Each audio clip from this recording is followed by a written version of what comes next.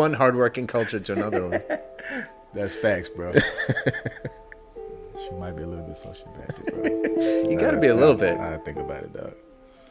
Yeah. I think about it. But no, I mean, I want to go back. I'm probably gonna go back this summer. I want to. We'll be there in September for a week. Really?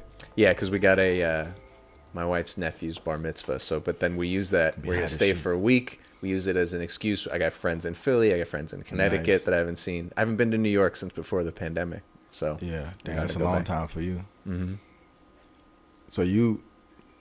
So what? I know you went to school in Boston, but what were you going to like Philly and these places because friends were there, or were you just like, I'm an adult now, I'm in college, or I'm in out of college, I want to just go experience this whole like East Coast? I'll answer that question in a second, but first I want to welcome everybody to AI Affected, the podcast about AI and algorithms' effect on our life, work, and relationships. I'm very excited about our guest today.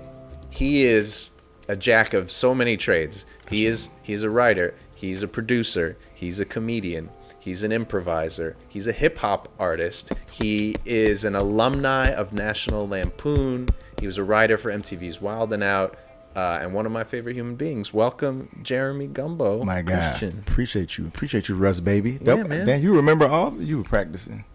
I got it all here in my notes, but I didn't read off my notes. That's my guy, man. I'm happy to be here, bro. I come prepared. Happy to be here, man. Dude, thank you for being here.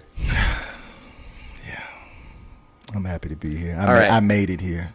You did. As you know. You made it up from the ranch. I made it up from the ranch. The PR, baby. You got to make a little bit of hood, Russ. I came from the PR, baby. That's how we do it. Everyone comes from somewhere else when they land in Beverly Hills. Nobody comes from Beverly Hills. Nobody comes from across the street. That's right. Came from the PR, baby, the P Ranch. Yeah, so to answer your question, yeah, I mean, I was in Boston. You know, you're in college. It's like your first time being independent as an adult. And no, man, I was just hanging out there, just like enjoying New England. And then, like I said, my girlfriend, I just graduated and then I just quit law school. That was the first thing I did after I finished. Did you tell me that? No, I sometimes talk about that. I finished college. I got into BU Law School, which was like right next door downtown. I did it for not even a whole semester. And then 9/11 happened.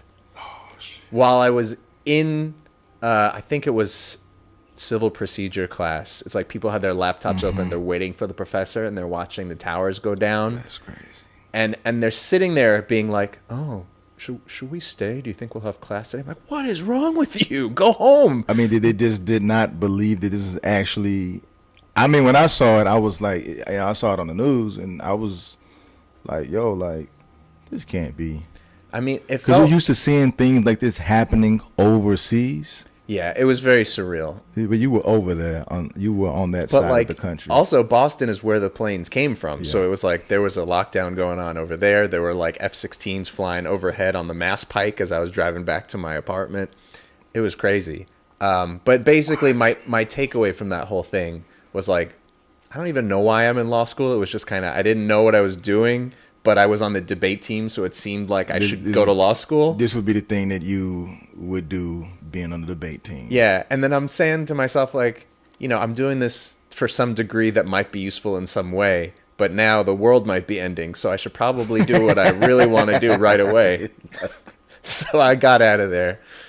I don't mean to represent nobody while the world is ending. Yeah, exactly. Who the hell want me to represent them? I ain't got time to spin my wheels with this useless degree. So what'd you pivot to? Comedy. Wait, did you not finish? You were in school? Dropped out of law school.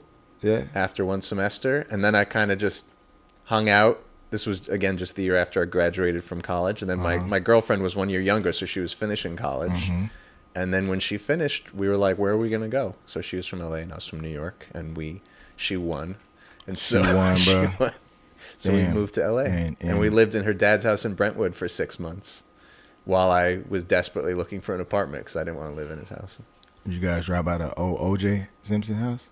Yeah, that's the whole neighborhood. It's just like an O.J. memorial. No, were people still talking about it then? Because I mean, I used to live in Santa Monica, and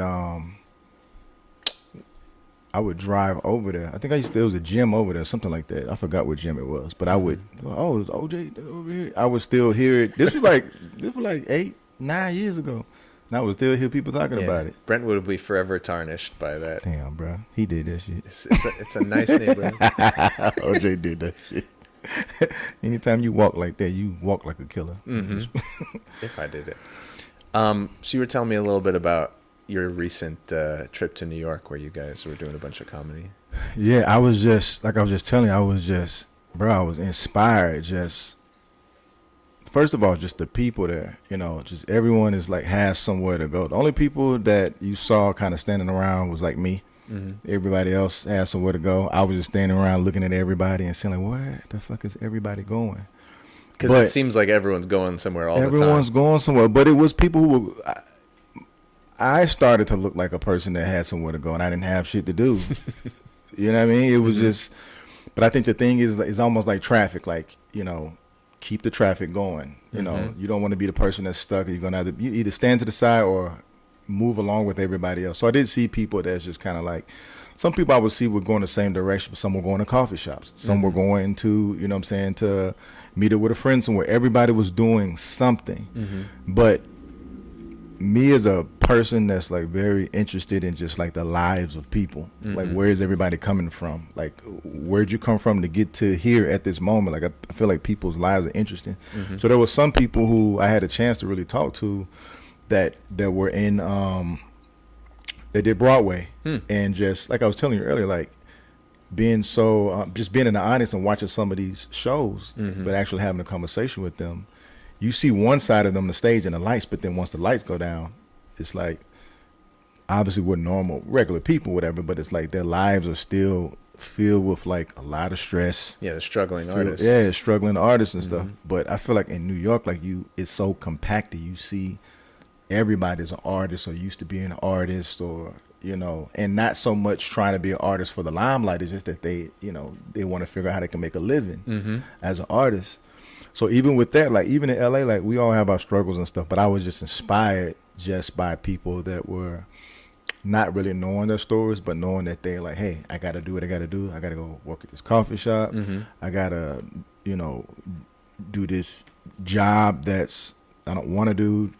I seen the trash guy. I never seen so many trash guys that seemed so okay with, you know what I mean? Like it wasn't like they were sad. It was sad. It was like, yo, this is what I got to do, son. That's a good job, I gotta, you know what I mean? You get a pension. Yeah. You get days off. It's not bad.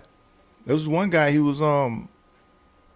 finished his job. He was, dumping the trash or whatever. Went inside of a 7-Eleven, which I didn't even know they had 7-Elevens in New York. And he went and grabbed the beer, poured the beer in the cup. He was just sitting. I wish I had a camera. He was just sitting, drinking his beer.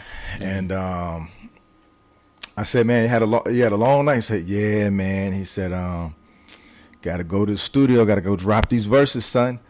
And I was like, word. So the garbage man was a rapper. 3:00 in the morning. All right. He's like, I got to go back to Brooklyn, and I got to go finish this album. He was like, respect. He was 48, but I mean, like, hey, respect. You know yeah. What I mean? Gotta keep hustling. Gonna be 50 dropping the album. What neighborhoods were you in when you were hanging out there? I went to Brooklyn. Where in Brooklyn? Hawk, bro. You're asking a Brooklynite, so I need to know where. I don't even know. Brooklyn is huge, dude. I went to bro. To be honest with you, I don't really. I was like, what? Okay, was it like a short ride from the city or a long ride from the city? So I was in Times Square. Okay. Right.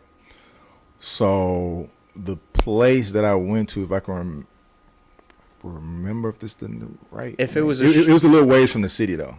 Okay, so was it like downtown Brooklyn kind of thing? I was close to downtown Brooklyn, and I'm terrible with just demographics, bro. Like I was downtown Brooklyn, but then one of the places I went to, I think it's called Bowery Electric. Yeah, the Bowery. Bowery, is that Brooklyn? Yeah, I went to Bowery Electric, Tiny Cupboard or some shit like that. Tiny Cupboard. That's my favorite deli. That's so they have the tiny cutting board. Is it really? No, I don't know. I don't know what Tiny Cupboard is. But I grew up in Canarsie, which there used to be a saying for like in the 60s where people would tell somebody else to be like, I kick you all the way to